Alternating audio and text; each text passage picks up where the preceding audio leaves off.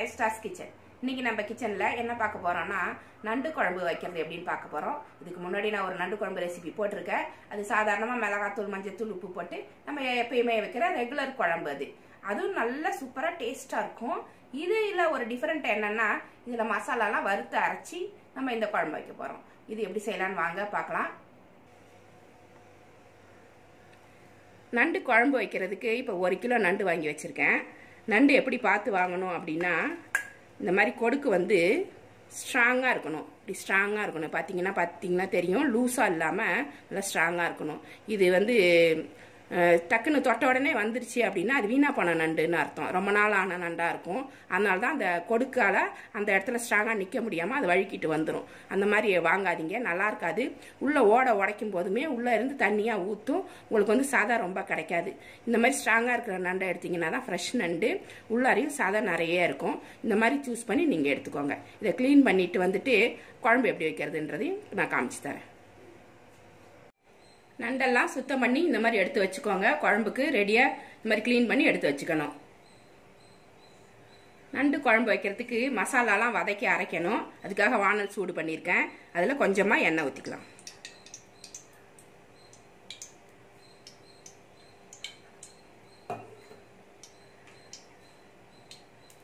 ஒரு 150 கிராம் சின்ன வெங்காயம் உரிச்சு எடுத்து வச்சுருக்கேன். ஒரு பூண்டு உரிச்சு கொண்டு எடுத்து வச்சுருக்கேன்.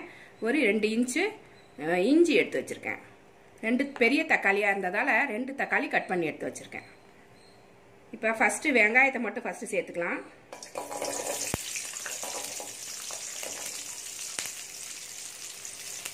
பூண்டு, இஞ்சி அதையும் சேர்த்துக்கலாம்.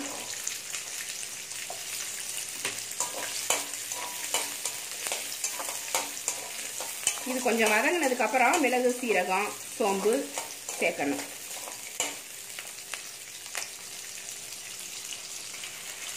வெங்காயம் நல்லா வதங்கிருச்சு.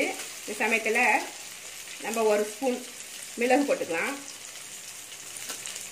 ஒரு 1.5 ஸ்பூன் சோம்பு போட்டுக்கிறேன். சீரகம் 1.5 ஸ்பூன் போட்டுக்கிறேன்.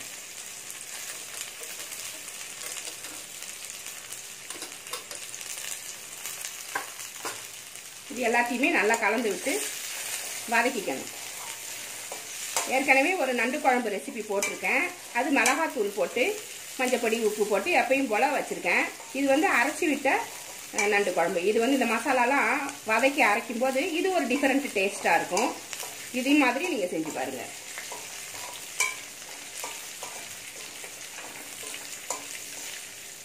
இது நல்லா பொரிஞ்சு வதங்கணும்.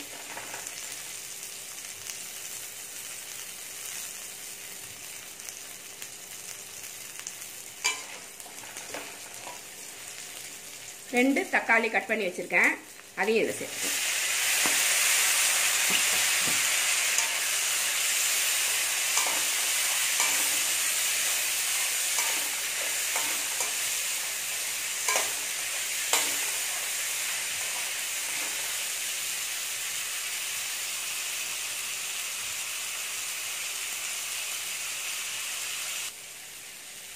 தக்காளி இந்த அளவுக்கு வதங்கினா போதும்.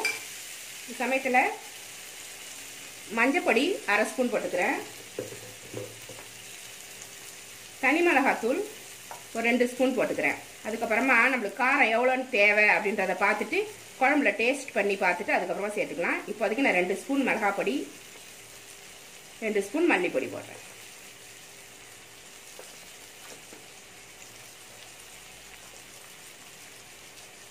அடுப்பை சிம்மில் வச்சுக்கோங்க. இது சும்மா கிளறிட்டு லேசாக கிளறிட்டு இது ஆறின உடனே நம்ம மிக்சியில் போட்டு அரைச்சி கொண்டு வந்துடணும். அவ்வளோதான். இது வந்து ஆறட்டும். ஆறின உடனே அரைச்சி கொண்டு வந்துடலாம். மசாலாலாம் அரைச்சிட்டு வந்தாச்சு. இப்போ ஒரு வானலில் ஒரு கரண்டி எண்ணெய் ஊற்றி சூடு பண்ணியிருக்கேன். சன்ஃப்ளவர் ஆயில் ஊற்றிருக்கேன். உங்களுக்கு நல்லெண்ணெய் ஊற்றினாக்கா இன்னும் சூப்பராக இருக்கும். எண்ணெய் சூடாயிருச்சு. கடுகு 1 ஸ்பூன் போட்டுக்கிறேன். ஒரு 1/2 ஸ்பூன் சோம்பு போட்டு தாளிச்சுக்கிறேன். 2 பெரிய வெங்காயம் நீளமாக கட் பண்ணி வச்சுருக்கேன். அதை இதில் சேர்த்துக்கிறேன். ஒரு 4 பச்சை மிளகாய் 2ஆக உடச்சி வச்சுருக்கேன். அதையும் சேர்த்து இதில் போட்டுக்கலாம்.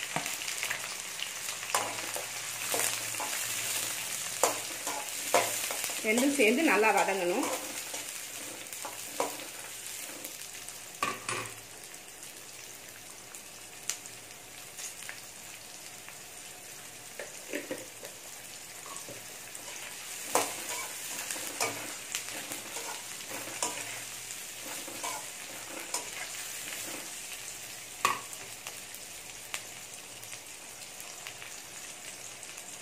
கொஞ்சமாக கருவேப்பிலை போட்டுக்கலாம்.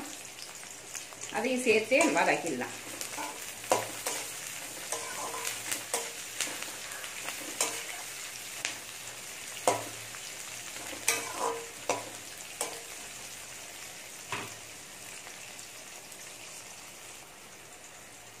வெங்காயம் நல்லா வதங்கிருச்சு. அரைச்சிட்டு வந்த மசாலாவை இதை சேர்த்து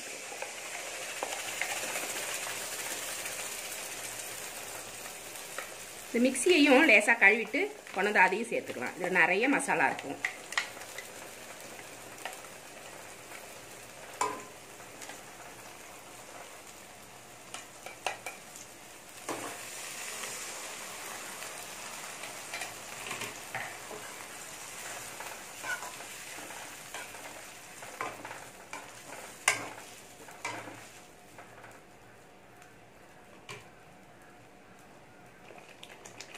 நண்டு மசாலா நல்லா கொதிச்சு வர்றப்ப கொஞ்சம் பச்சை வாசனை போகணும், அவ்வளோதான். ஏற்கனவே வதக்கி தான் அரைச்சிருக்கோம்.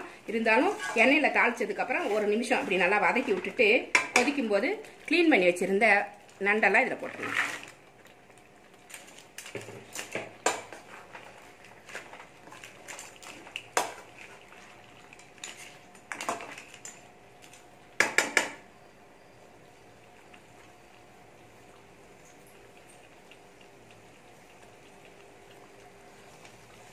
நண்டு வேகிறதுக்கான தண்ணியை இதில் ஊற்றிடலாம்.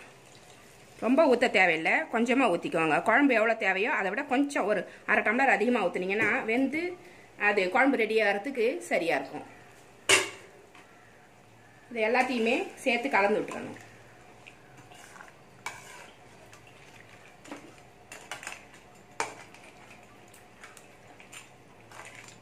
கலந்து விட்டுட்டு இப்போ தேவையான உப்பு சேர்த்துக்கலாம்.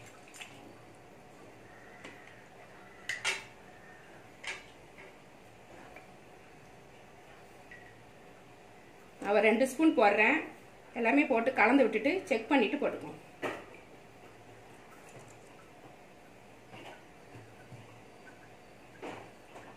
இதையும் சேர்த்து நல்லா கலரி விட்டு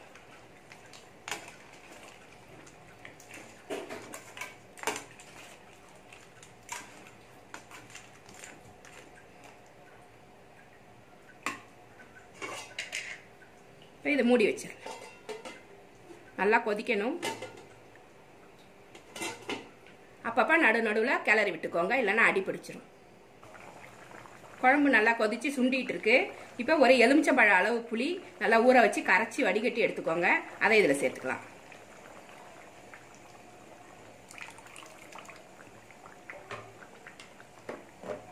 தேங்காவையும் இதில் சேர்த்துக்கலாம்.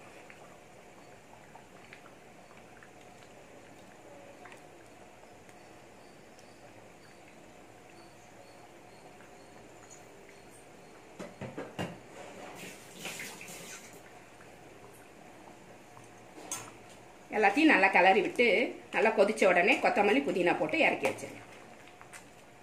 இந்த சமயத்தில் உப்பு காரம் புளிப்பு எல்லாமே செக் பண்ணிக்கோங்க. காரம் கம்மியாக இருந்தால் உப்பு கம்மியாக இருந்தால் போட்டுக்கோங்க. அவங்கவுங்களுக்கு ஒரு டேஸ்ட் இருக்கும். காரம் இப்படி இருக்கணும், உப்பு இவ்வளோ இருக்கணும்னு. அதனால தான் அதை உங்கள் சாய்ஸில் நான் சொல்கிறேன்.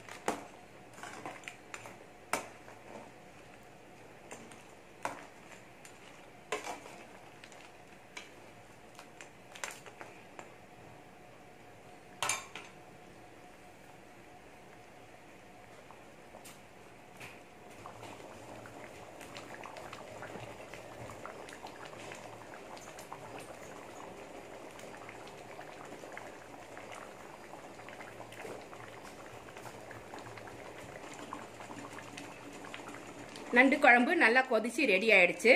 இப்போ கடைசியில் கொத்தமல்லி தழை கொஞ்சமாக கட் பண்ணி அதில் போட்டுக்கலாம். இது நல்லா கழுவி வச்சுருக்கேன். இதை மேலே அப்படி லேசாக கட் பண்ணி விட்டுருக்கேன்.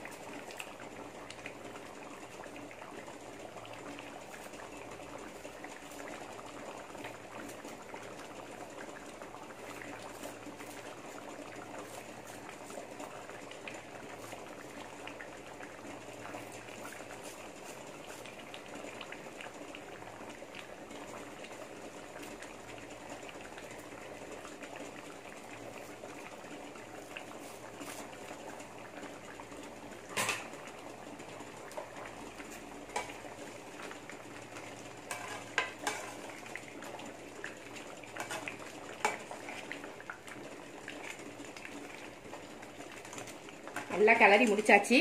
அருமையான சூப்பரான நண்டு குழம்பு வறுத்து அரைச்சி நம்ம வச்சதால நல்ல மிளகு சீரக வாசனை நல்லா சூப்பராக இருக்குது. இது மாதிரி நீங்களும் உங்கள் வீட்டில் செஞ்சு பாருங்கள். இது ஒரு தட்டில் எடுத்து காமிக்கிறேன்.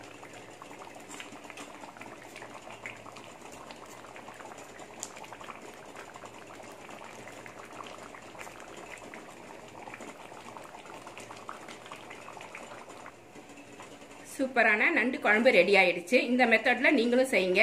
இது உங்களுக்கும் பிடிக்கும், உங்கள் ஃபேமிலிக்கும் நல்லா இருக்குன்னு சொல்லுவாங்க. அந்த அளவுக்கு இது சூப்பராக இருக்கும். இந்த குழம்பு ரெசிபி உங்களுக்கு பிடிச்சிருந்தா என்னோட சேனலை சப்ஸ்கிரைப் பண்ணி வச்சுக்கோங்க. கூடவே இருக்கிற பெல் ஐக்கானையும் ப்ரெஸ் பண்ணி வச்சுக்கோங்க. லைக் பண்ணுங்கள், ஷேர் பண்ணுங்கள், கமெண்ட் பண்ணுங்கள். இவ்வளோ நேரம் என்னோட வீடியோவை பார்த்த எல்லாருக்குமே நன்றி. Thank you friends.